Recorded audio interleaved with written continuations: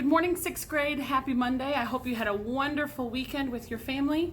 It was a little bit chilly this weekend, but I hope you still had a great one.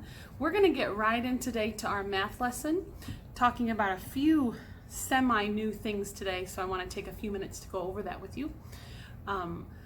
We are 4 weeks away from the end of our school year. That is amazing. I feel like the last several weeks of distance learning has gone pretty slowly. However, the first many weeks of school from August especially to December felt like it flew by, and you're getting ready to be 7th graders in 4 weeks. That's amazing. But I know this last 4 weeks we tend to slack off a little bit and not want to work as hard, but we are learning so many important things in 6th grade in the next 4 weeks, especially in math and language, that are going to help you to be the very best 7th grader that you can be. So I am asking you to just get a renewal in your mind of refocusing and working hard in distance learning so that you can go in 7th grade ready to just zoom in there and be a fantastic student. Before we begin our day, let's bow our heads in prayer. I wish that I could share prayer requests with you. If any of you have prayer requests, you are welcome to share them with me online on Facebook. I try to check my YouTube comments every now and then, but I'm not on there as much other than doing this. But you're welcome to share them on Facebook. You're welcome to text them to me. Ask your parents to text them. I would love to know your prayer requests. I would love to share them with the rest of the class if you'd like me to. You know that's one of our best times of the morning is when we would share our prayer requests in class with one another. So just let me know and I will pass those along to the rest of the class. I have received some very awesome drawings from Lucas here lately. I'm going to try to actually somehow or another show them to all of you. Fish that he made, that he drew, is just fantastic. He drew a very funny picture with toilet paper. Also, I received Matthew's salt drawing and Mari's salt drawing and Caitlin Coombs' salt drawing, or salt painting, I should say. Very awesome. Mari's looked delicious. She had a donut and an ice cream cone. And very, very creative, all of you. Thank you for sending those to me. I love to see your creativeness. There is not an art project in this week's syllabus. However, you are to draw me a picture on Thursday in reading of one of the scenes in your reading material. So I'm counting that as your art this week, and next week I will be sending you some more art projects. So I hope to see some very awesome things on that drawing. I will be sharing the drawing of the wolf, the faithful collie, with all of the class here on YouTube, so everyone will see your artwork. But let's begin our prayer for this morning and get going on our math class. Bow your heads with me and pray aloud. Dear Jesus, I love you today, Lord. I thank you for this weekend that we've just had. I thank you for the online services that FAC provided us, Lord. I thank you for your Holy Ghost power, that I felt your anointing power. Lord, I thank you that we heard again about believing on you and trusting in you, and that you are one Lord, one faith, one baptism. God, I thank you, thank you, thank you for all that you've done for us. I pray that you touch my 6th graders today. Lord, even though I might not know their individual needs, I know that you do, and I know that you are able to touch and be right with them. Lord, you are as close as the mention of your name. And I ask that you will be with them this week. Lord, I pray a special prayer of focus upon my students as we're going into these last 4 weeks of distance learning. I pray that you will help them, God, on their work. I pray that I can relay the things across this internet to them for them to understand and comprehend. Lord, I thank you, dear Jesus, for all the good things that you've given us in our life. We are blessed beyond measure, Lord. I love you today. In Jesus' name, amen. Amen. And I'm going to give you a second to get your math books because I'm not even going to pause my video. We are just going to go straight into math today. And according to your syllabus, you have 2 lessons in math, and then on Wednesday you have a worksheet. Please do your best on that worksheet. It is very much review. You will need your protractor and your compass for that worksheet. Anytime you need to go back on YouTube and rewatch my math lessons to help you with that, you can do that. You can also go back in your book and look up any lessons in your book. Also on Thursday, we are going to learn something new and important. You have had a taste of order of operations ever since, I believe, 3rd grade. We are going to delve into, or should I say dive, not head first, because we know from health we're not supposed to do that. We are going to dive into order of operations a little bit deeper than you've ever been before with your previous teachers. Super duper important YouTube lesson on Thursday, so make sure you are watching that. Also, I want to say again and again and again that I will be telling you on YouTube what problems need to go in your book and what problems need to go on paper for me to grade. If you are not turning in any work to me, I have to give you a big fat ugly 0. So make sure you're getting that work turned in. All right, let's go right. Oh, one other thing before I move on, I'm sorry. Friday is a very important YouTube day. Every single lesson on Friday will be necessary for you to watch YouTube. To get your credit, to get your grade, you must watch YouTube on Friday for math, language, history, reading, and health.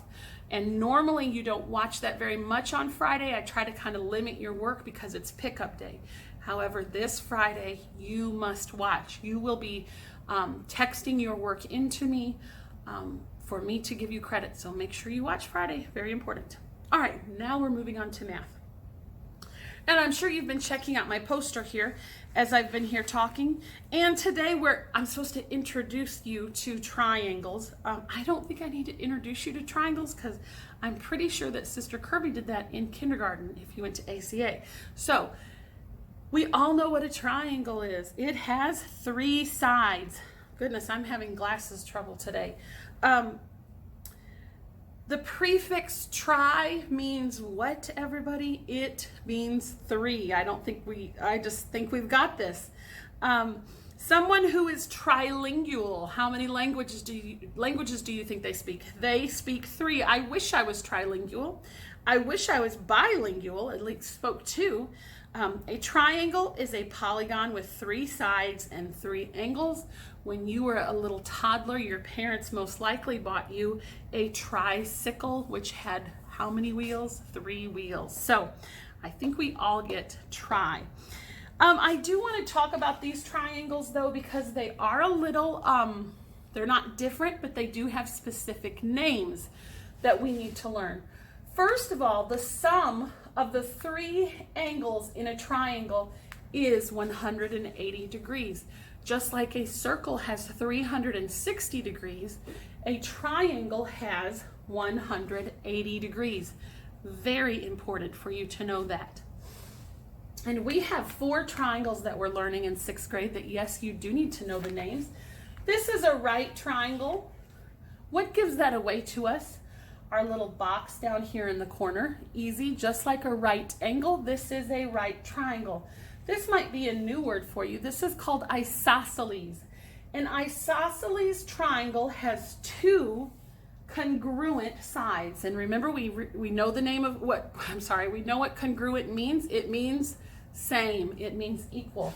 Therefore, this side is equal to that side. This 3rd side is not equal. It's a little bitty side on this one. So isosceles has 2 congruent sides. A scalene triangle, that word's just fun to say. Say it out loud, scalene.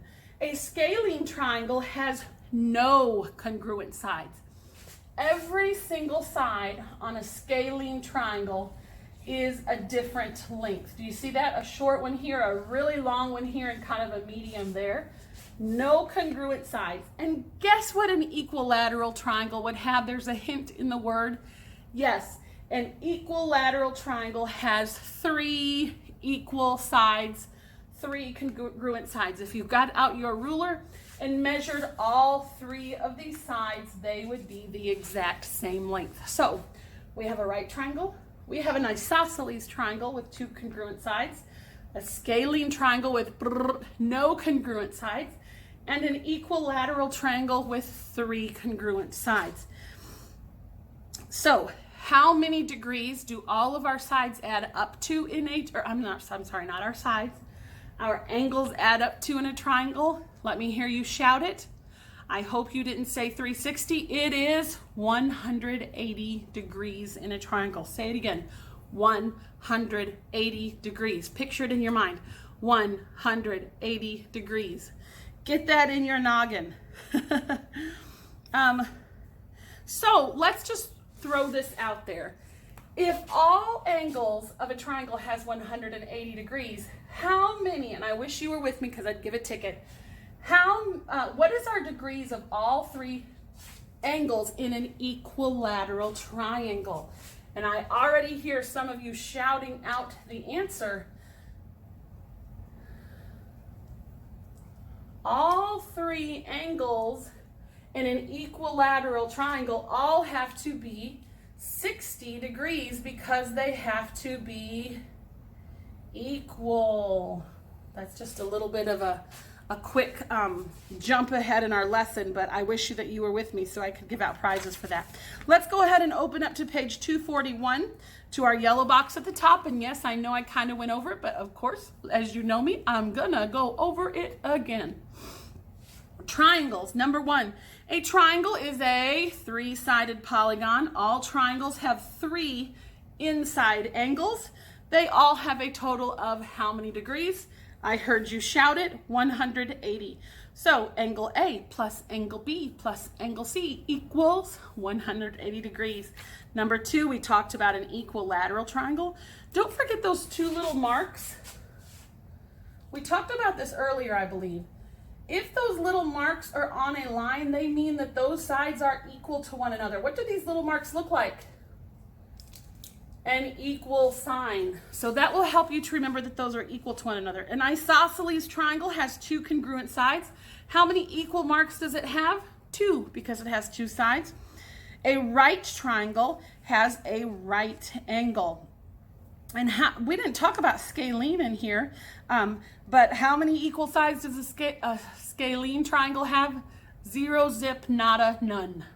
Let's go on down to these questions. You can do these in your book. You don't have to do these on paper because I'm going to do them with you.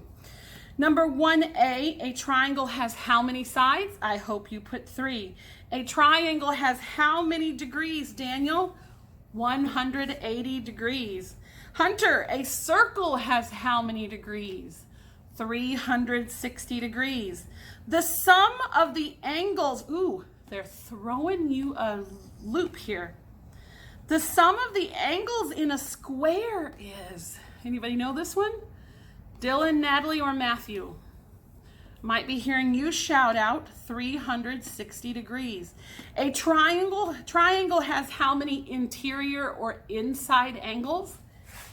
Uno, dos, tres, which would be, of course, 3. That's the extent of my Spanish language right there. Uno, dos, tres. F. Equilateral triangles have how many congruent sides? I hope again you said 3. Isosceles triangles, Caitlin Hannah, has how many congruent sides? Yes, 2 is correct. And how many right angles, Carson, does a right triangle have? And it has 1. Very good. I want you to go ahead and put on your notebook paper, math, your name, pages 241. I want you to do 2A, B, and C on your paper for me. You are naming those angles. Make sure it is nice and neat so I can read it. Number 3, measure these angles. Remember that all 3 angles should total 180 degrees. I am going to do A with you. I want you to do B and C on your paper. It's just like measuring your angles when they're not in a triangle. So you kind of already know this. Mine will probably not be exact on this, but I'm gonna, ooh, wow, very crooked lines. Yikes. Let me go get my protractor. All right, so when I measure the lines of triangles, the angles of triangles, I'm going to use my interior angles. Let's do this one first. Oh, this line is really, you know what? I'm going to have to start over, guys, because that's going to bother me. Maybe I have a little bit of OCD after all.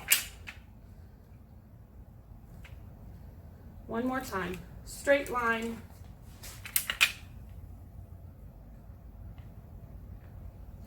Straight line. And then let's connect my corners. And straight line. That's a whole lot better. I feel a lot better about that one. Okay, everybody see that? Yes. Oh, look at how nice and neat that looks. All right, I'm gonna line up. I have one angle, 2 angle, 3 angle. So I'm going to measure every one of these angles. I'm gonna line up first. I'm gonna pretend this is my vertex. Vertex to vertex. Follow my straight line out to the 0 side. Up, up, up until they connect, and look at that. What am I at? Can you see? I am at 90 degrees. So what kind of an angle is that? It is a right angle. And I'm going to write that right there in my triangle. Next, I'm going to measure the top angle. Now, you're going to have to kind of put your protractor in a funny way, but you're just going to put it on your vertex and vertex. Follow this line out to your 0 side and go up, up, up till they cross. And this one's not exactly perfect like it's supposed to be, but according to your book, if I had made it just like that one, it's going to be 45 degrees. So I'm writing that right there on my triangle. Next, I have another angle here that I'm going to measure. Vertex to vertex. And I'm way off on this one according to the book. So I'm going to kind of fix it a little bit. Vertex to vertex. This time my line is following out my 0 side on the outside. So I'm going to go up, up, up on my 0 side to 45 degrees. Now, I want to know, okay, I've never measured triangles before like this, so I want to know if I'm correct. So I'm going to add my 3 angles. 45 plus 45 plus 90. 5 and 5 and 0 is, yes, carry my 1. 4 and 4 is 8 and 9. Plus 9 more is 180. So did my 3 angles measure out to be 180 degrees? Hooray! So I am correct on that one. Now, this is how I want you to do it in your notebook paper. I want you to measure the triangles in your book. Measure them in your book because you're going to get the correct answer that way. But on your notebook paper, you can just put like 3B and then like give me just a hand-drawn one of 3B and tell me what you measured in each one of those. And then on 3C, the same way. Just give me a hand-drawn one. But don't measure your hand-drawn ones because they won't be correct. They won't be just like the book. So measure the ones in the book. I hope that makes sense. And actually 3B and 3C are pretty easy. So I am moving right along to page 242. Let me put my protractor down. We are stepping it up a little bit. In fact, I'm going to take these off, this off.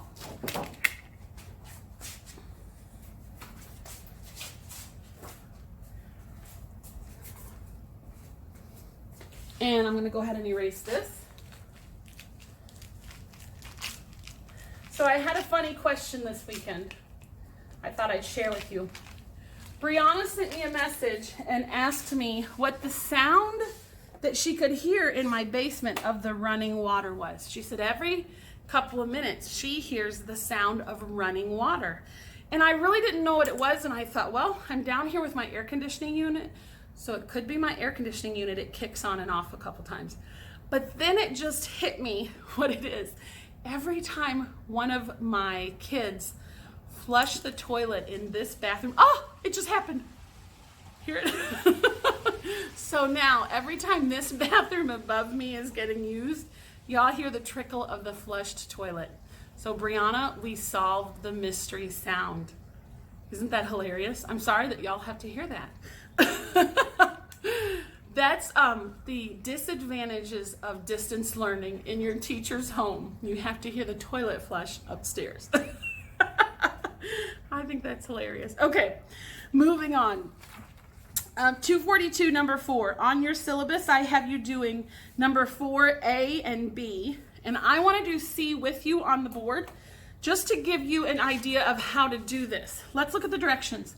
Write the number of degrees in the third angle of the triangle. You think the triangle's not there, I can't measure it. How do I know what it is? I'm going to tell you how. So on C, they have given me 90 degrees and 30 degrees. And I need to know the third angle. I can do this. I can add 90 plus 30. If you need to do it over along the side, you're welcome to do that. And that gives me 120 degrees. But how many degrees are in a complete triangle? 180. So I can subtract this amount here from my 180. And of course, I would get 60 degrees. So to find the mystery third angle, you want to add the two that they give you. This is how they're showing you to do it in the book. I kind of showed you a little bit differently right there. This is actually a step. This is kind of leading up. I'm sorry, I'm confusing my words here. Leading up to Thursday's lesson. So they gave us 90 and 30. This is how they show you to do it in your book. 180. We'll do it exactly. Minus 90 plus 30. And then before you subtract, you will want to add your 90 and 30, which is 120. 180 minus 120 gives you 60 degrees. So now I have an angle of 90, an angle of 30, and an angle of 60. I'm going to say that one more time. You're going to add the two angles that they give you. So in 4A, you're going to add 45 plus 70, and then subtract that answer from 180 to get your third angle. And yes, those need to be on notebook paper, both for A and B. Let's go on down to 5. Oh, I'm sorry. I was looking at the wrong thing. You have A through F to do on there. A through F, and I did C with you. So you have A, B, D, E, and F, I'm sorry, to do on number 4. I don't know why I did that way. We're skipping number 5. We're going down to number 6, and you need to do A, B, and C on paper for me. It says measure these angles and label them, so you'll have 2 answers on each line. You will have the degree, and you will have the name of the angle. I don't think you'll have trouble with those, so get out your protractor, measure, and give me the name. And then on down to number 7, only 2 things for review here. You have B and C. I will need to see your formulas and your work on that. And those need to be on your notebook paper. And that is all of your math today. Good luck on that. I hope that you enjoy triangles, and I hope that you understand them. If you're ever having any trouble, please text me, let me know, and I'll be glad to go through things a little bit more with you if we need to. I will meet you in language, but go ahead and get this work done on notebook paper first. All right, we are moving right into language, and you have 2 worksheets to do on your syllabus today, but I want to talk about page 196 first, and then we will discuss your 2 worksheets. So opening up to page 196, and yes, we are still discussing adjectives. I might be skipping some pages as we go because I said we only have 4 weeks of distance learning left, and there's a few things that I'm wanting to focus more on than others, so that's why I might skip some pages. If we were in class together, and if we had not missed so much school for sickness after spring break, we would be getting all of this done, but unfortunately, we're not going to be able to get it all done.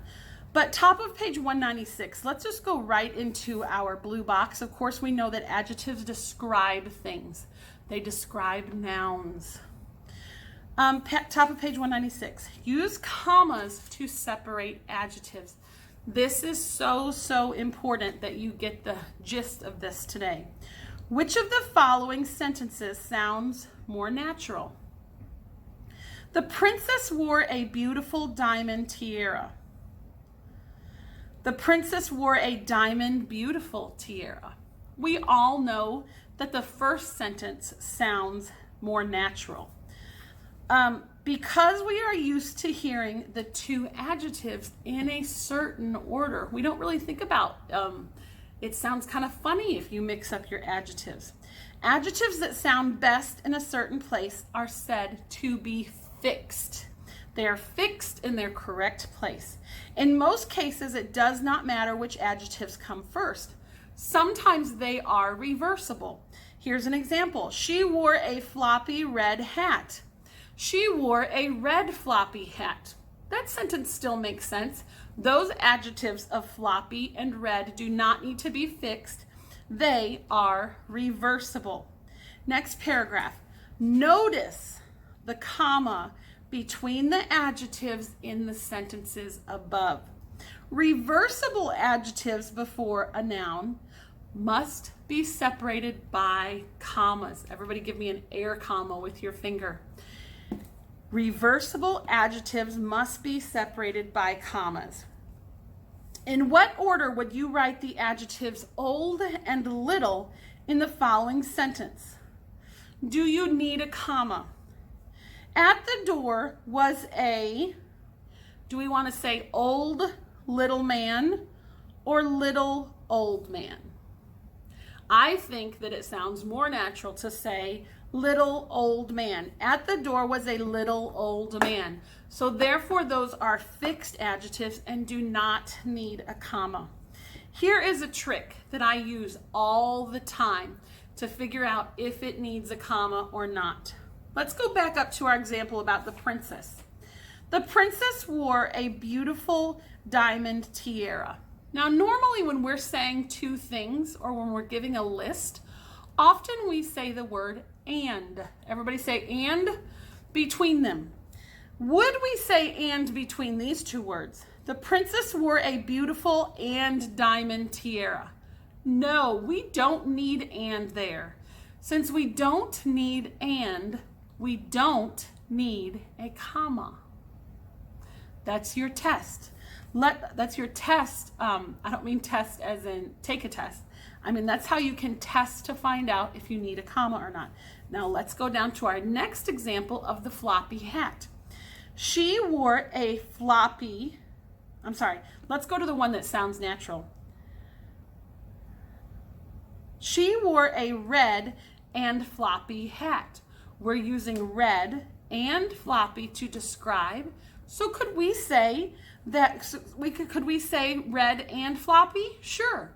So since the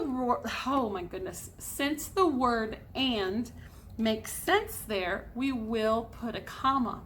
The comma takes place of the word and. Let's go to our last example. At the door was a little and old man. Do we need and there?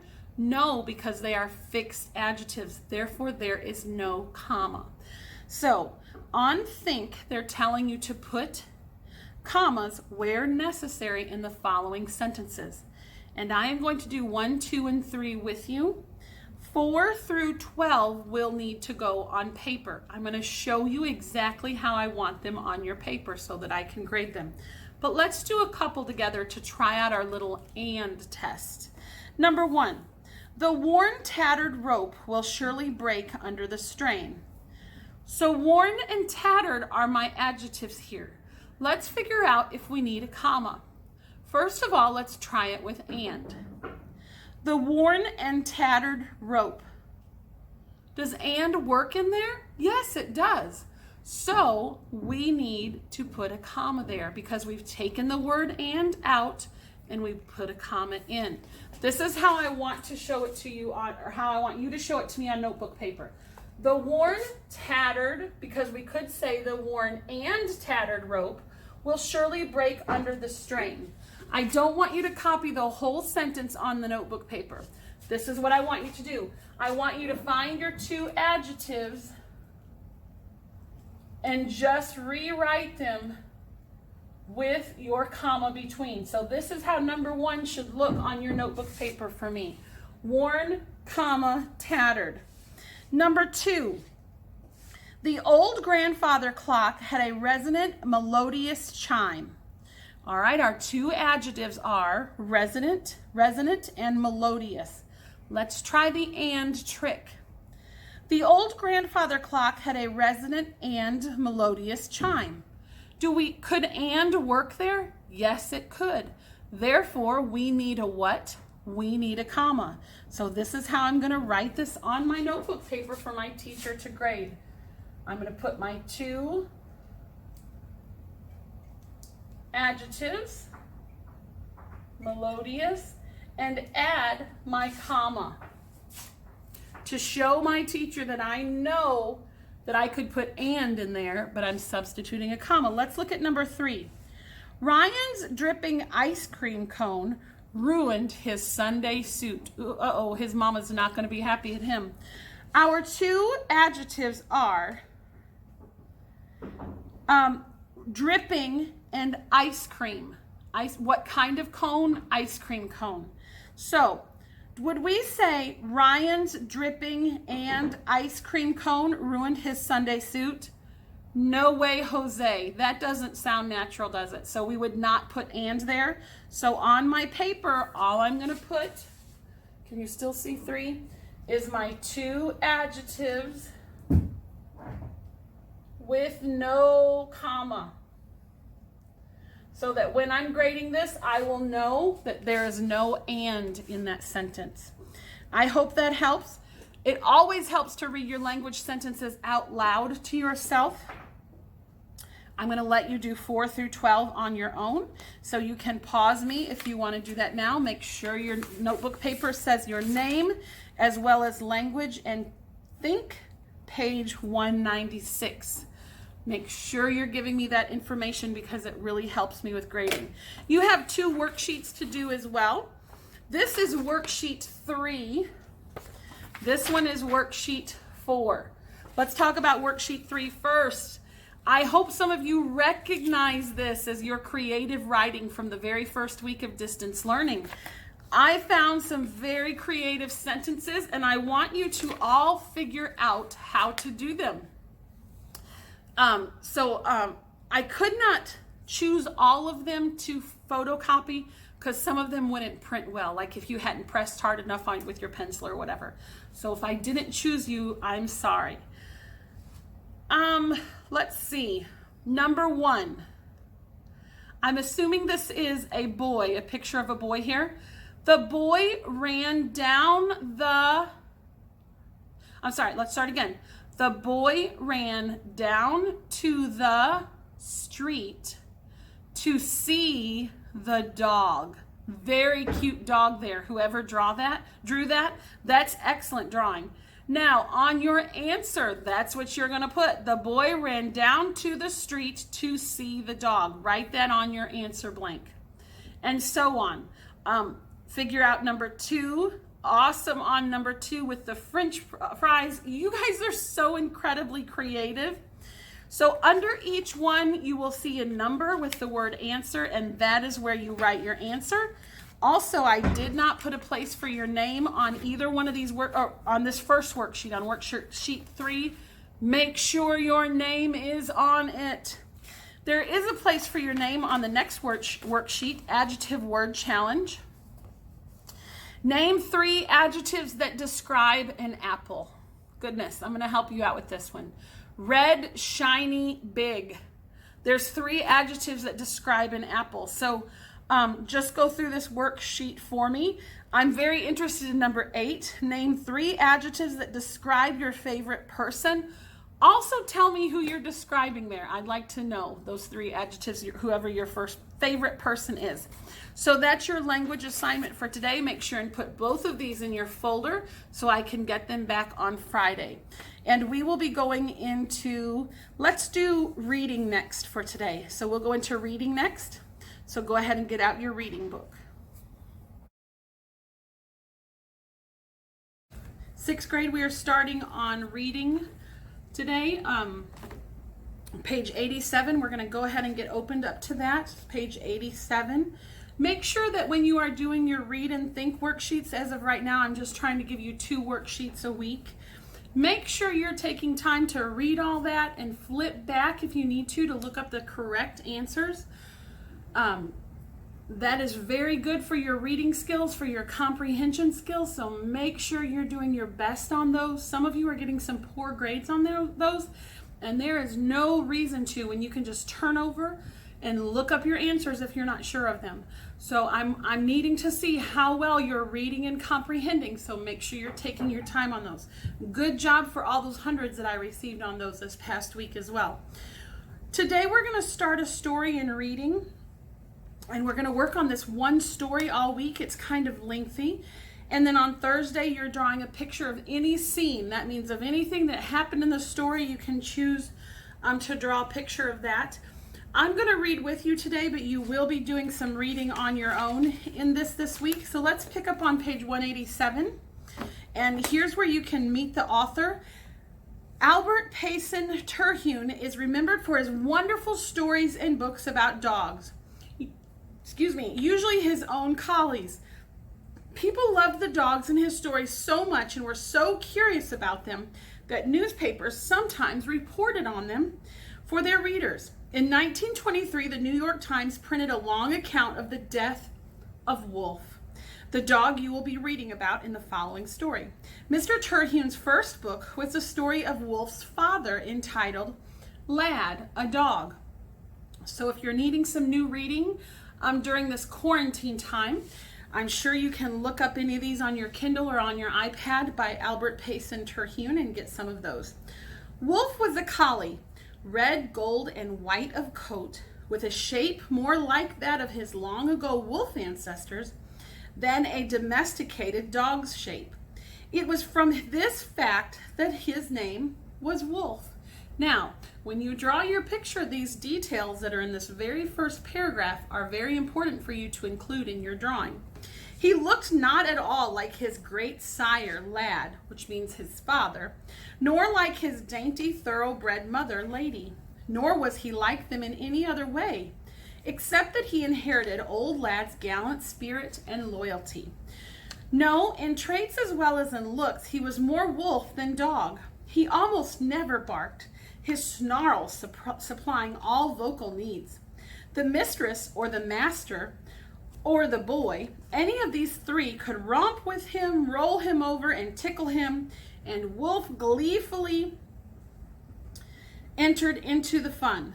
But let any human besides these 3 lay a hand on his slender body, and a snarling plunge from the offender's throat was Wolf's reply. It had been so since his puppyhood. He did not fly at guests, nor indeed pay any heed to their presence, just as long as they kept their hands off of him. But to all of these, the boy was forced to say at the outset of the visit, "Pat Lad and Bruce all you want to, but leave Wolf alone. He doesn't care for people."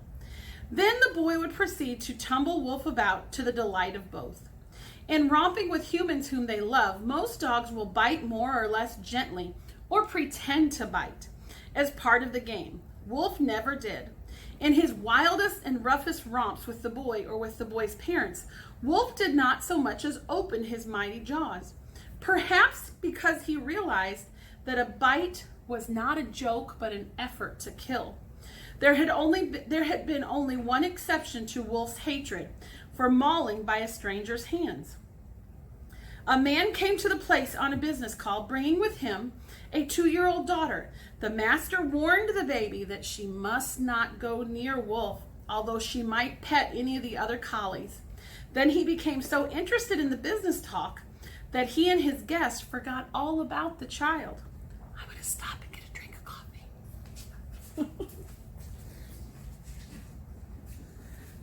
Sorry, when you're reading a book, it always helps when you have your coffee.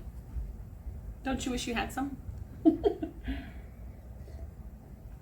10 minutes later, the master chanced to shift his gaze to the far end of the room. And he broke off with a gasp in the very middle of a sentence. The baby was seated astride Wolf's back, her tiny heels digging into the dog's ribs and each of her chubby fists gripping one of his ears. Wolf was lying there with a happy grin on his face and wagging his tail in joy. No one knew why he had yielded to the baby's tugging hands, except because she was a baby and because the gallant heart of the dog had gone out to her helplessness. Wolf was the official watchdog of the place, and his name carried dread to the loafers and tramps of the region. Also, he was the boy's own dog. He had been born on the boy's 10th birthday, 5 years before this story of ours begins. And ever since then, the two had been chums. So, if the boy was 10 and it was 5 years earlier, how old is the boy? Hoping you're all saying, let me take a drink.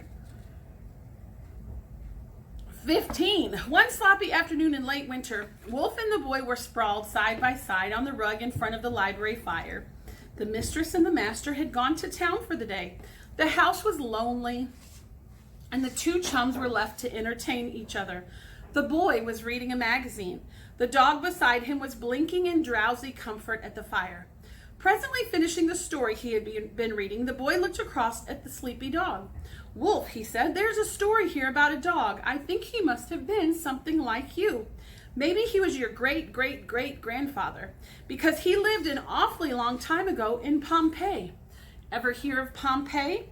Now the boy was 15 years old, and he had too much sense to imagine that Wolf could possibly understand the story he was about to tell him. But long since he had fallen into the way of talking to his dog, sometimes as if to a person. It was fun for him to note the eagerness wherewith Wolf listened and tried to grasp the meaning of what he was saying. Again and again, at the sound of some familiar words or tone of voice, the collie would prick up his ears or wag his tail, as if the joyous hope that he had at last found a clue to the owner's meaning. You see, went on the boy, this dog lived in Pompeii. As I told you, you've never been there, Wolf. Wolf was looking up at the boy in wistful excitement, seeking to guess what was expected of him. And, continued the boy, the kid who owned him seems to have had a regular knack of getting into trouble all the time. His dog was always on hand to get him out of it. It's a true story, the magazine says. The kid's father was so grateful to the dog that he bought him a solid silver collar. Solid silver. Get that, Wolfie? Wolf did not get it, but he wagged his tail hopefully, his eyes bright with interest. And, said the boy, what do you suppose was engraved on the collar? Well, I'll tell you. This dog has thrice saved his little master from death, once by fire, once by flood, and once at the hand of robbers. So what does thrice mean? It means 3. How's that for a record, Wolf? For one dog, too. At the words wolf and dog, the collie's tail beat on the floor. Then he moved closer to the boy, whose voice soon took on a sadder note. But at last, said the boy, there came a time when the dog couldn't save the kid. Mount Vesuvius erupted. All the sky was pitch dark, as black as midnight, and the city of Pompeii was buried under lava and ashes. The dog might have got away by himself. Dogs can see in the dark, can't they, Wolf? But he couldn't get the kid away, and he couldn't go without him. You wouldn't have gone without me either, would you, Wolf? Pretty nearly 2,000 years later, some people dug through the lava that covered Pompeii. What do you suppose they found? Of course, they found a whole lot of things. One of them was that dog, silver collar and all. He was lying at the feet of a child. It must have been the child that he couldn't save. He was one grand dog. Hey, Wolf, that's sad. The continued strain of trying to understand him began to get on the collie's high-strung nerves.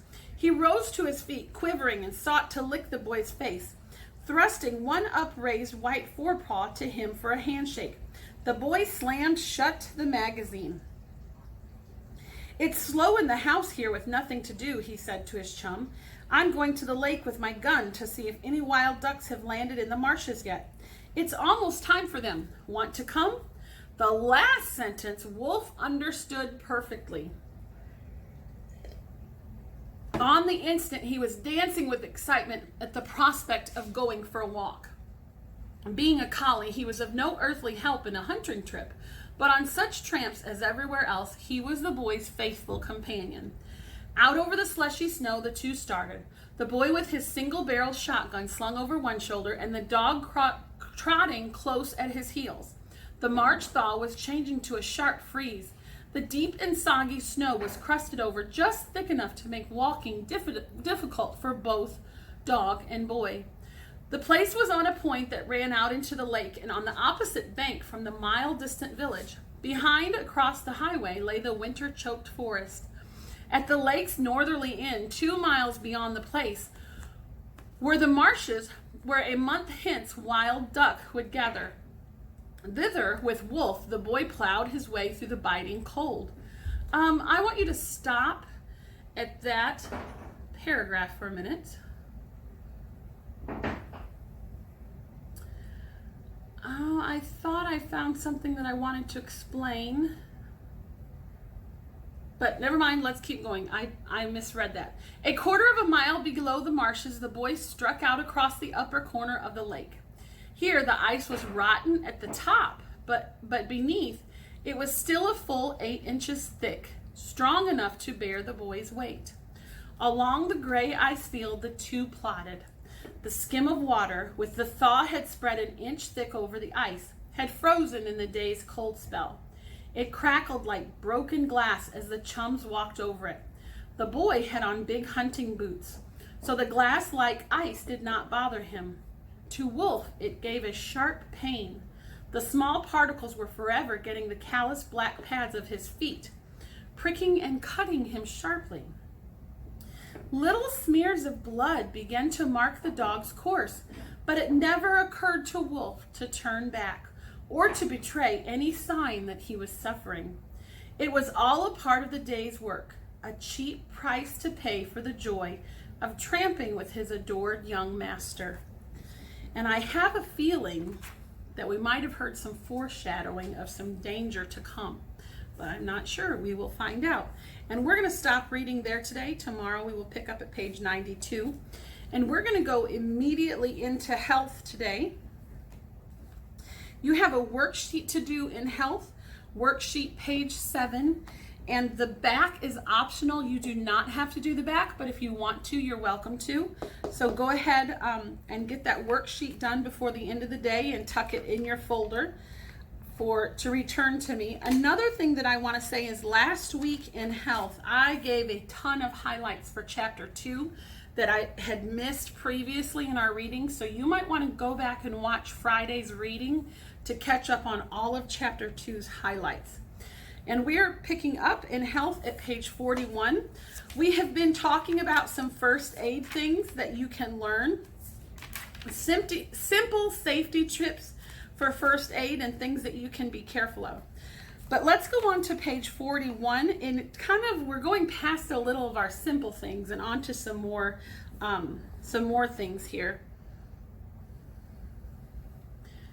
Critical conditions, call 911. Although you have probably not had formal medical training at this time in your life, you can learn first aid procedures for many injuries and sudden illnesses.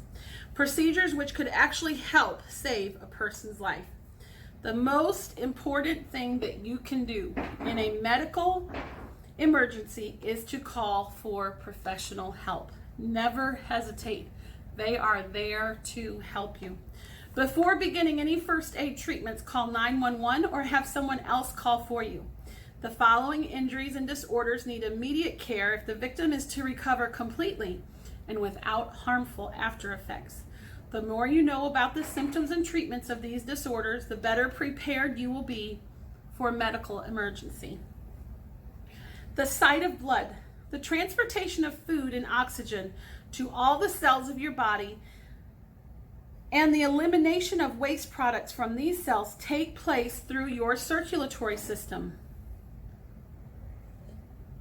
Because a person could bleed to death in just a short period of time, procedures to stop severe bleeding should always be started immediately.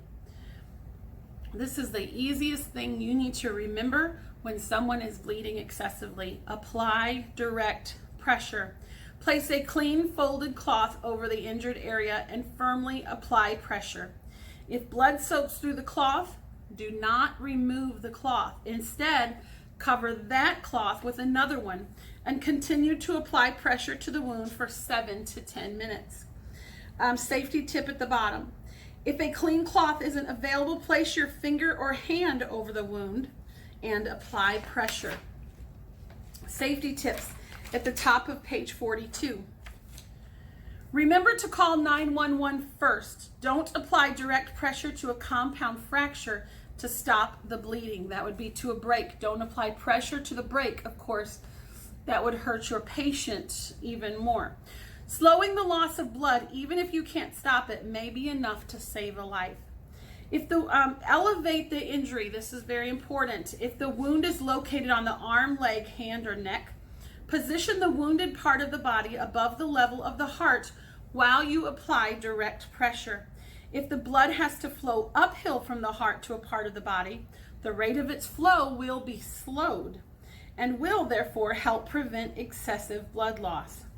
Know your pressure points. I think we all know our pressure point here and that we all have a pressure point here. In fact, if you take your 2 fingers and you put them on the side of your neck, you're going to feel your heart beating right there. If you don't feel it, keep moving it around till you feel it. That's one of your pressure points. If direct pressure and elevation do not slow the flow of blood, the next is to find a pressure point. Large arteries found close to the skin surface supply blood to your head and to each arm and leg. The most common pressure points used during first aid are located in the upper arms, the brachial arteries, and in the creases above the upper legs, the femoral arteries. So in your upper arm and in your upper leg are also pressure points. If the wound is located on the victim's neck or arm, apply pressure with your fingers to the closest pressure point between the wound and the heart so that the artery is pressed between your fingers and the bone directly behind the artery. You should follow the same procedure for a leg wound, except that you may need to use the heel of your hand. This is the heel of your hand right here. Right there, maybe that shows it better. The heel of your hand, rather than your fingers, to apply enough pressure. Here's a tickle your funny bone in the midst of this serious reading. How does an unconscious ant get to the hospital? Hardy har har in an ambulance. An ambulance. Oh, this health book's humor, I tell you. And we are flipping over to your amazing body. Check your pulse. I want you to read this part on your own on check your pulse on your amazing body. And I want you to actually run in place to get that heart rate up a little bit to see if you can feel it. So go ahead and take time to do that for me, and we will pick up tomorrow on page 43 at the bottom. And don't forget your worksheet on health. Worksheet number 7. And we are entering into our last class of the day, which is history. So I'm going to prepare for history, and I will see you in a few minutes. All right, on Friday, I think you did on your own reading in history. So I want to start at page 231 and give you some highlights, just in case I didn't do it with you. I can't really remember, but I don't think I did. So let's go ahead at 231. Right under Germany conquers, you need to highlight by 1939, Hitler's army had taken over the small countries of Austria and Czechoslovakia. On down in the paragraph underneath that one, also underlined, it says World War II, 1939 to 1945, had begun. And no, I definitely did not read this with you on Friday. The next paragraph, you need to highlight the entire paragraph. In April 1940, Germany attacked and defeated Norway and Denmark. In May, Germany defeated the countries of Belgium, the Netherlands, and Luxembourg. Germany then invaded France and defeated her. So who was a powerful enemy at this time? Definitely Germany. Skipping a sentence and down at the very bottom of page 231, highlight this. Now, Great Britain was the Nazis' last powerful European enemy that was not occupied by Germany. Great Britain begged the United States for help. Highlight the very bottom in the second column of 231 where it says Germany attacks Great Britain. Highlight that. And the last three words on that page, Hitler sent airplanes to drop bombs over the country and the Battle of Britain began. Highlight that.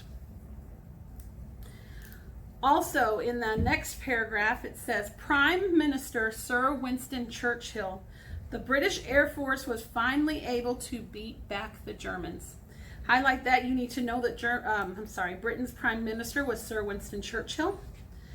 Under Hitler surprises the Russians, you'll see a 10-year non-aggression pact in 1939. Hitler had been planning a surprise attack on the Russians. Highlight that. The beginning of the next paragraph, it says, so let me fall over here. In June 1941, Germany attacked the Soviet Union. In June 1941, Germany attacked the Soviet Union, and where we are picking up, World War II is definitely ongoing and a very, very heated time in the world's history. Picking up at the top of page 233 today, the United States now enters World War II. On the beautiful island of, I should know the name of this, Oahu, that's probably incorrect. In Hawaii, the United States Navy had an important base called Pearl Harbor. Now that airplanes had been improved and were being used for war as well as peace, it was important that the Hawaiian Islands be protected. If an enemy took control of Hawaii, it would not be long before the west coast of the United States would be in danger of enemy air attacks. You will remember that Japan wanted to control Asia and the islands of the Pacific. The power of the United States Navy must be destroyed. The Japanese military leaders told each other, if Pearl Harbor is destroyed, it would be too hard for the Americans to bring other ships to the Pacific Ocean. Besides, the Japanese boasted, Americans would rather give up than fight. Let me read that sentence again. Americans would rather give up than fight. Now, how many of you agree with that? Knowing what you know about our American history and about our American people even today, are we a people that are willing to give up instead of fight for our freedom? Absolutely not. That was definitely an untrue statement. To trick the Americans, Japan sent officials to Washington, D.C. to talk about making peace.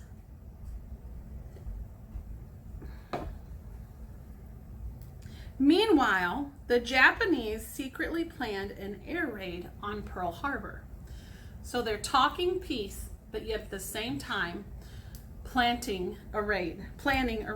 Highlight this. Early on Sunday morning, December 7th, 1941, nearly 200 Japanese planes took off from aircraft carriers and flew over Pearl Harbor. Stop highlighting there. This first wave of the attack was swept across, taking the Americans by surprise. They quickly destroyed the planes sitting on the airfield, and then they attacked 8 battleships, which were important to the Pacific Navy. In a second wave, 170 more Japanese planes arrived. In less than 2 hours, 7 of the 8 battleships, as well as many other ships of the Pacific fleet, were either sunk or badly damaged. Over 2,000 Americans were killed by people who came and talked peace to us, but yet were planning to attack us. Do you think this is going to want to make America give up? Not at all. Later that day, Americans who were listening to their radios were shocked to hear their programs interrupted by an emergency news report. Pearl Harbor has been bombed. The Japanese would soon find that their attack on Pearl Harbor had not brought the results of us giving up that they had anticipated. Instead of destroying American military power, the attack brought American power into action. Highlight this. On December 8th, 1941, the United States and Canada declared war on Japan. Canada had already been at war with Germany, and a few days later, Germany and Italy declared war on the United States. Victory comes at last. There's a picture down here you might want to read the caption on about Pearl Harbor. The Allies had been before them the gigantic job of defeating three powerful enemies: Italy, Germany, Japan. Different battles were fought in different places of the world, all at the same time. American men fought in the Pacific Ocean, China, the Mediterranean Sea, Africa, Europe, Australia, and even the Atlantic Ocean. In 1943, after gaining victory in North America, the Allies attacked the Axis powers in Italy.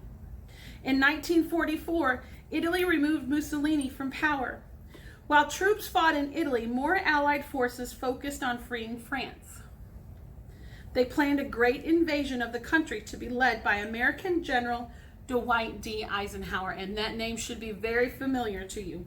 The Germans closely guarded French borders, but highlight this: Allied troops landed on the beaches of Normandy in northern France on June 6, 1944, or as we call it today, D-Day. Stop highlighting there. In a bold, swift action, men came by air and by sea, storming the beaches for several weeks. Once they hit the coast, Allied soldiers fought fiercely against the Germans. The Allies freed Paris in August of 1944, and their ground troops then marched to Berlin, Germany. Highlight this: Germany surrendered on March 7th, 1945.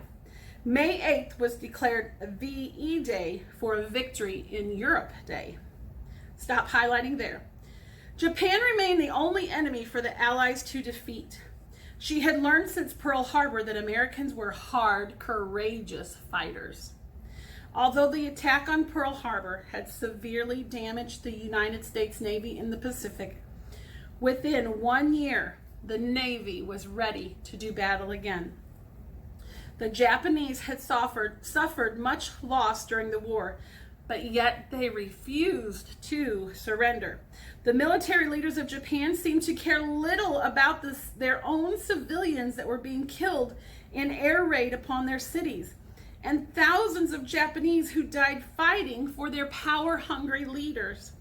Yet the Allies knew that Japan must surrender if the countries of Asia were to remain free. Last paragraph. The United States had to make a difficult decision. The powerful atomic bomb had been invented. Should it be used to bring the war in Japan to a quick end? Wow, big decision. Should we use the atomic bomb? And I want you to continue reading on your own today, pages 235 and 236 all the way to the bottom. Tomorrow I'm going to go over highlights with you on both of those pages. I want you to find out more about what happened there with the atomic bomb. What a decision for our leaders to make. So pick up there, finish up that reading for today, and then you are done with your classwork for today. And I will see you tomorrow on Tuesday, and we will get to working together again. Everybody have a great afternoon. I love you and miss you and wish we were together as always. Have a good afternoon.